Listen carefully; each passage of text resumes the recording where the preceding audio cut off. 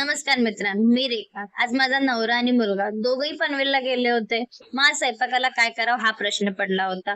मग काय भाज्या कापल्या, धुतल्या, तांदूळ देखील साफ केलं, खडे मसाले तयार केले.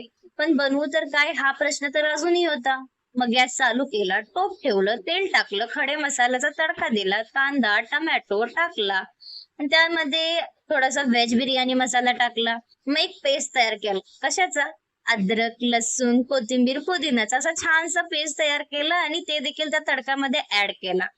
आता हे सगळं ऍड केल्यानंतर छान मिक्स केलं. मग भाज्या देखील टाकलं, तांदूळ देखील टाकलं, पाणी टाकलं थोडंसं आणि ह्याला मिक्स करून घेतलं. आता ह्याला एक उकळी येऊस्तर असंच ठेवायचं. एक उकळी आल्यानंतर गॅस बारीक करून घ्यायचा आहे. आता भात शिजूस्तर काय करायचं? रेखा रसोई चॅनल वरती जायचं, तिथले व्हिडिओजला लाईक करायचं, चॅनलला सबस्क्राईब करायचं आणि तुम्हाला जी रेसिपी हवी असेल त्यासाठी कमेंट करायचं.